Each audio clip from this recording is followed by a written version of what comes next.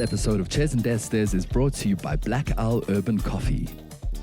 With an array of coffee beans found across the globe, from Guatemala to Uganda, Black Owl's coffee is meticulously designed with your taste buds in mind. Visit their website for more information. Hello and welcome back to another episode of Chairs and Downstairs. Guys, today is a very special episode. And the reason why that is because we've got a confectionery genius in the studio with us today. I've got a quote from their website just to set the tone. Please pay attention.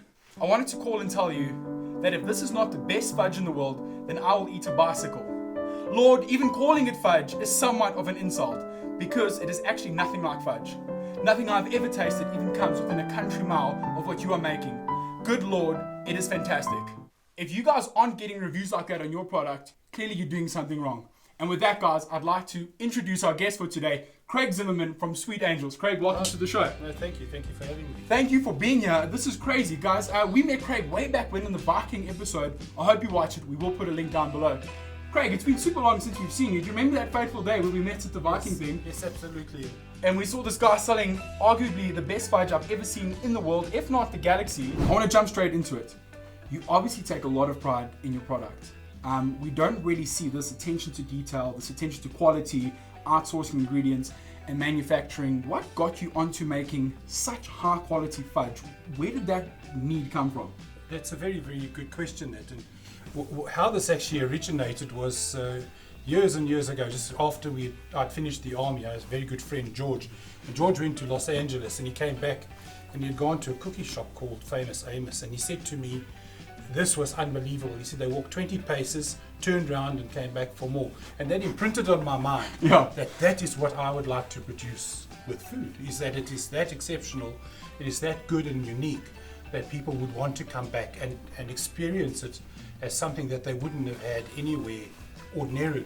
I don't even know if you get a fudge nation per se. Like, who's like the most consuming fudge nation in the world? Because I don't think it's South Africa. We know very little about this whole fudge market. Obviously, fudge is very strong in the States. Yeah. But the method of making the fudge there is absolute and complete contrast to what I do. I go in the opposite direction in what I make, and also to avoid sticking to sort of cliched, like putting Smarties or M&Ms in it. No, that's a bit of a cheap shortcut. That's like the easy way out. That's no imagination in doing that, So, whereas this process has gone along where I now do over 100 flavors of fudge, and I'm only using natural ingredients. Craig, I that's don't crazy. use artificial essences in what I do, So Yeah. I will make all the basic,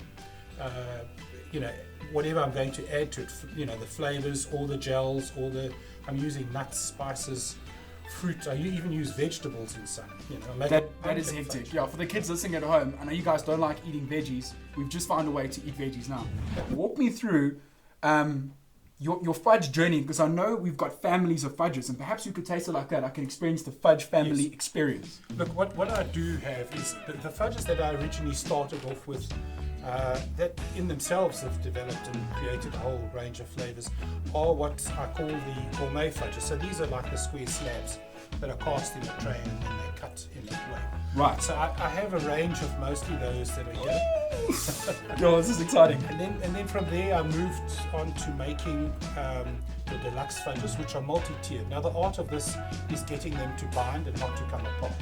So here, for example, I have examples of my cheesecake fudge, and that would have a fudge biscuit base, and then it would have a cheese fudge center, and then it would have the toppings. So this one here is kiwi, lime, and gin. Hit me. Try that. You had me at key. Okay, this is the first slice of my kiwi. Can I just use my hands like that? There we go. So tell me again, we got green, which is the kiwi. The white layer was? That's kiwi, lime, and gin. The middle is cheese fudge. So I would actually make a mascarpone-like fudge and then turn it into fudge. And then the biscuit base is actually as you would make in a cheesecake at the bottom, but it's fudge. Taste the kiwi there. I taste a lot of happiness. Did you sprinkle in happiness? You must have used the heavy tablespoon of happiness. Guys, so you know, my mouth just had an explosion. Wow. I have never made a fudge and withdrawn it because it didn't work. Now, for example, okay. I make raspberry and balsamic. Oh my But gosh. there is a commonality in the fragrance of those two things when I smelt them that works in that. So that's in fact an extremely popular fudge. But as you said, if I had to suggest it to you, the first initial response is, how can that work? That's Vinegar in a fudge, but it actually how is dare beautiful. you? Yeah. I think from a South African perspective, what happens often is that people will say to me, ek soek net die gewone fudge, that's Sunny's fudge. And you say, well, look, why don't you start with something, mild? And there, for example, the vanilla fudge, I make what's called satin sheets. So that's a vanilla pod fudge, and then I will add cashew nut butter. And when you taste that, it's absolutely beautiful, or the salt and cashew fudge in it. And once they try that, then they'll get into adventures like the lemon meringue fudge, or the cream fudge, or the others. Yeah. And that, I think, to me is one of the most satisfying things, is when a person actually says, that they break that mold of being stuck in a rut on a flavour or whatever. Yeah. And none of the flavours, I've never had anyone say to me, they react and say they don't like it. That fudge, I taste the raspberry straight away. yeah, you'll have a sour edge to it, which the whole something brings in. Yo, okay. Before we move on to these other guys, listen, I want to try him next. What is in there? That is called candy floss fudge. Okay, you had me at candy floss. Candy floss, here we go.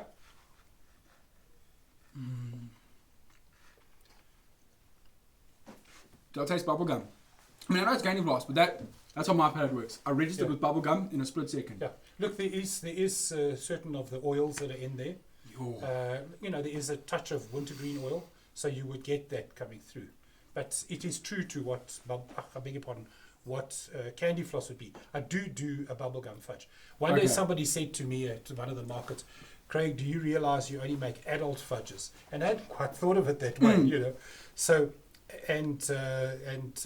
so I decided that I would then design fudges for children, because I do a lot for kids' parties and stuff like that. They would want it. So It seems like a kid thing, like kids love fudge. yeah, but yet it's also can be, mature, slow fudges. In other words, as you're reading a good book, you would want to have that, piece by piece. For example, like the lemon meringue. That's not a block of fudge that you take and just, Wolf down, yeah. That is So decadent. you will enjoy it piece by piece and as a slow process. Okay, Craig, so this little piggy wants to try, if he made, the chocolate the orange, chocolate and then I want to work up to this big bad boy here, because I know this is sitting in our gourmet section. There's so much fudge to taste and such little time. So we're going with chocolate and orange here. I think what this demonstrates as well is that we can combine a whole other range of skills like piping and dressing and whatever. Is that nice? That's good. I didn't taste the orange. It'll be a fragrant orange. Yeah. Draw you over your tongue. Okay. Yeah, I want to brush my teeth with that for the rest of my life. It tastes so good. How has lockdown affected you? Because, as it's affected everybody in South Africa, we know about the arts industry, we know about the construction industry. No one asks about, the artisan industry, the guys like you making fudges like this. What has lockdown done for you over this period? Did you get anything out of it? Did it dampen your business? Maybe just tell us a little bit about that. Look, I was very comfortable. Sorry, and feed me at the same time. Yeah, I need to be fed here on set. Oh, thanks, Craig. Okay, I'm listening. I was in my comfort zone of creating bespoke fudges for weddings, for corporate gifting. Is that nice? Enjoy it. Mm-hmm. So to me, I was happy to work for really high-end clients. Yeah. In creating, for one of the major private banks, their top 140 clients and whatever, that I would produce exquisite gifts for them, beautifully presented in big glass jars. That's what I was enjoying. And doing exhibitions and food festivals and things like that. But obviously, that's all turned. Seems like your product was kind of mimicking the client. The high quality clients that can. That's all I'm interested in. Yeah, all right. In a superb product. I'm not interested in creating something for the masses. Yeah. So what happened with the whole event was it got turned on its head, everything that I was doing. So I had to change direction. And sometimes in life, you don't want to jump, but life gives you a push. You have to. So that's what happened. And I used the lockdown to design new products. I used that to create the most incredible meringues, I did marshmallows, all of that sort of stuff I used that time to make. Yeah, time well spent. Yeah, and then I had a contact for a company called U Media, who amazing benevolence in helping people that were in my situation by giving a free billboard ad, and they offered that to me, and that was all very good and well to receive that, but all the peripheral services that had to be set up overnight, like the website, the social media, all of that had to be renovated and corrected. Yeah. I'm actually busier now than before. The billboard pushed everyone to the online website, which people are welcome to go look at, and they can order through that. But it's all of a sudden online business is become the way that I work, you know. So yes, there are corporate clients that have come back to me and said they want, you know, gifts. I'm still doing that, but it's transformed the business completely. Hit me up with your best flavor. Yeah, I see there's something sticking in the side of this one. That's Grenadella, so it's pips. Okay. So I'm using natural ingredients once again, and so I've bought today the Grenadella. This is ginger with pecan nuts in it, and then that is lemon. So Can I ginger and pecan nuts? Okay. Oh, this one's ready to cut. no, you. Oh my word! Look at that squishiness. We will cut to this now and give you guys a close up. That is crazy. Here goes. My tummy just made a noise saying, "Hurry up, Byron, and chew faster." Wow. Okay, that one's very bold. That ginger does stick out. Yeah. I mean, ginger sticks out anyway. It's a very strong flavor. My last piece, I know I'm being a pig. I need to try the Grenadilla one. Oh my word! Craig. Sorry. I'm just letting that flavor just bask in my mouth. It's ridiculous. I want to bath in it. I don't know yet. We'll figure that out.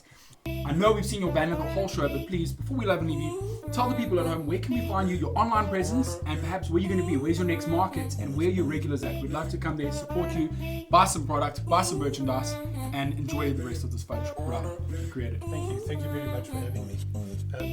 That's the milk and honey. It's got honeycomb in the middle and almond. You're welcome to go look at our website, which is sweetangels.co.za. You can also look at our Facebook page, and I would suggest there if you like, because then I can send you notifications of markets. We have been invited to Modderfontein. I haven't quite committed yet, but we possibly will be going there. That's my side of town, so maybe you'll see me there as well. We'll do a thing. So the Facebook is Sweet Angels Fudge. You're welcome to pop along there, and then the Instagram links and all of that are on that site as well. So please pop along and form that relationship with Sweet Angels, where you will be notified of new flavors as they come out, new products that I design and make. Craig, I don't know what to say. I'm out of words. That was single-handedly the best piece of fudge I've ever had in my previous life and in this current life here in Planet Earth. Thank you very much. For you guys back at home, thanks for watching a very special episode, a very sweet episode and tasty episode of Cares and Destes. Please remember to subscribe, and we will see you next week. Goodbye. And here's a nice cheesy wave from both. Let's wave there. Bye. Thanks for having me. It was lovely.